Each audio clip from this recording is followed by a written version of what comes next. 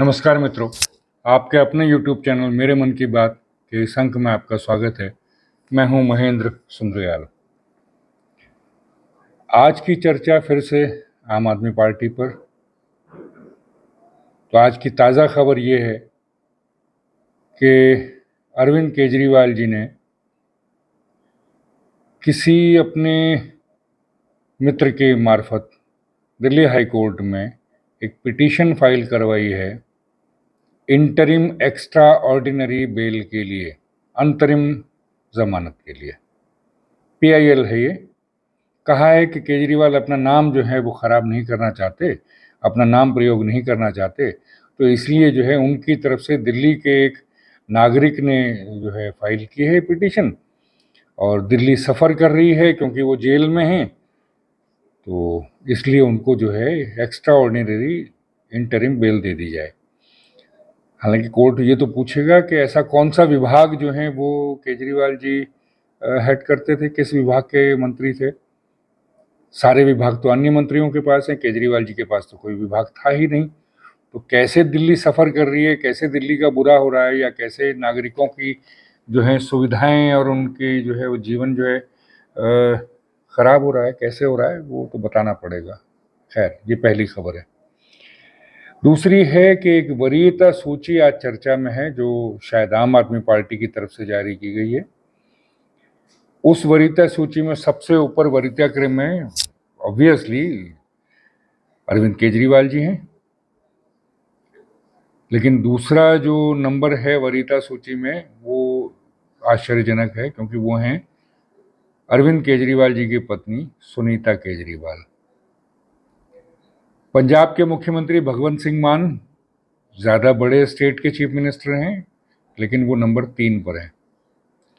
Number 4 पर सिसोदिया जी हैं, मनीष सिसोदिया जी jail में हैं। सत्येंद्र जैन जो हैं वो 5 पे हैं, वो भी जेल में हैं। फिर छठे नंबर पर आकर संजय सिंह जी हैं।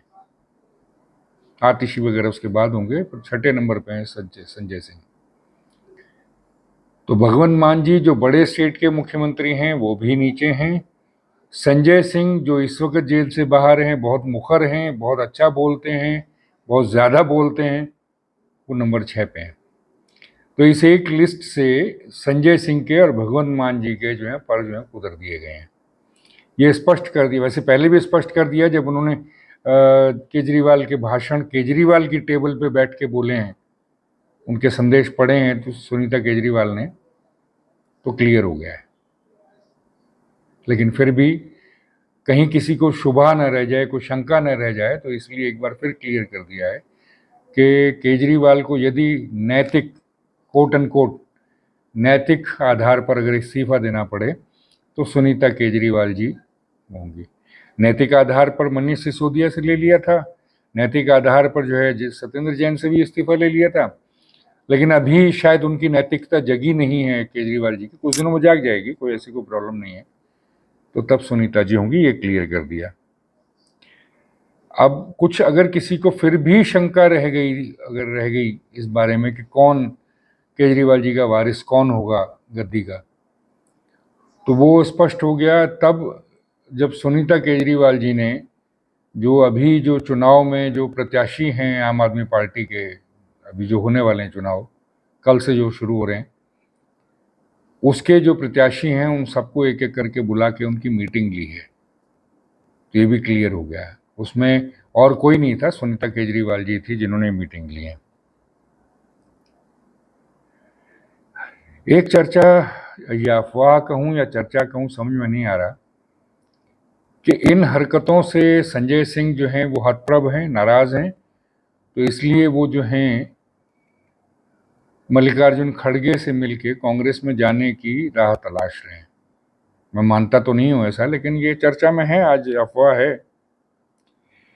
एक और जो चर्चा आज की थी वो ये थी कि राघव चड्ढा को डर ये है, राघव चड्ढा आजकल आपको जैसे मैंने बताया था कि वो इंग्लैंड में आप जानते ही हैं, तो राघव चड्ढा को डर ये है कि वो दिल्ली आए तो उनकी गिरफ्तारी होगी दिल्ली जल बोर्ड वाले घोटाले के मामले में। इसलिए राघव चड्ढा और उनके साथ के 6 और आम आदमी पार्टी के राज्यसभा जो सदस्य हैं, वो शायद बातचीत चल रही है कि वो भारतीय जनता पार्टी में जाएंगे। इसमें कितना सच्चा है भी किसी को नहीं मालूम, पर ये चर्चा दिल्ली में आज आम है। जो जर्नलिस्टिक जो क्षेत्र है उसमें जो है, पत्रकारिता के क्षेत्र में, उस दुनिया में ये चर्चाएं आज आम थी। ये आज की ताज़ा खबरें थी आम आदमी पार्टी से। वैसे मैं सोच रहा हूँ कि अगर कुछ विद्रोह हुआ भी आम आदमी के पार्टी के अंदर तो कब होगा? अभी तो नहीं लगता मुझे कि होगा। 4 जून से पहले तो नहीं हो सकता, और 4 जून के बाद भी तब होगा जब परिणाम जो है वो डिसाइड करेंगे। जैसे मुख्य रूप से पंजाब है, दिल्ली का तो क्लियर है, जैसे कैंडिडेट कांग्रेस ने उतारे हैं, जैसे बीजेपी आम आदमी पार्टी ने उतारे हैं, मुझे लगता नहीं कि दिल्ली में 7 सीटों पर भी एक भी सीट आएगी। पंजाब में क्योंकि इनका प्रचंड बहुमत रहा है आम आदमी पार्टी का विधानसभा चुनाव में, तो वहाँ कुछ बनती है बात। और फिर वहाँ वैसे भी केंद्र से आजकल नाराज़ी है, जो इन्होंने खालिस्तानी तत्वों को जो थोड़ा प्रोत्साहन दिया था केजरीवाल जी ने, तो उसकी वजह से हो सकता है कि कुछ वहाँ से इनकी जो है मजबूत वो हो। और कांग्रेस का पराभव हो चुका है। कांग्रेस में अब कैप्टन अमरिंदर सिंह को जब से उन्होंने निकाला है, जब से वो बाहर गए हैं, तब से कांग्रेस का भी भट्टा बैठा हुआ है। अकाली दल अभी आंतरिक उसमें उलझा हुआ है, तो इसलिए उधर भी नहीं है। तो इसलिए चांसेस ये हैं कि आम आदमी पार्टी जो है ज़्यादातर सीटें पंजाब की वही जीतेंगे। भाजपा का क्योंकि कोई ख़ास आधार है नहीं, हालांकि उन्होंने कुछ कांग्रेस के लोगों को लिया है, जाखड़ वगैरह को, लेकिन मुझे लगता नहीं कि ऐसा कुछ है। बस ज़्यादा ज़्यादा अगर हुआ, बहुत अच्छा अगर परिणाम अगर चुनावों का भाजपा के पक्ष में आया, तो वो 3 सीट या 4 सीट, 3 सीट ही मान के चल रहा हूँ मैं। अगर ऐसा हुआ कि बहुमत ज़्यादा जो है, पार्टी ज़्यादा जो सीटें जो हैं लोकसभा की आम आदमी पार्टी के प्रत्याशी जीत जाते हैं, तो भगवंत मान जो है वो संजय सिंह के साथ मिल करके अरविंद केजरीवाल जी को चैलेंज कर सकते हैं। जी, मेरा अपना अंदाज़ा है। और अगर आम आदमी पार्टी पिट जाती है, तो फिर तो वैसे ही सुनीता केजरीवाल हैं ही। नैतिकता के आधार पर जब भी नैतिकता जगेगी, जब भी वो इलेक्शन में वो जो है उससे मुख्यमंत्री कुर्सी छोड़ेंगे, तो सुनीता केजरीवाल जी जो हैं वो बन जाएंगे।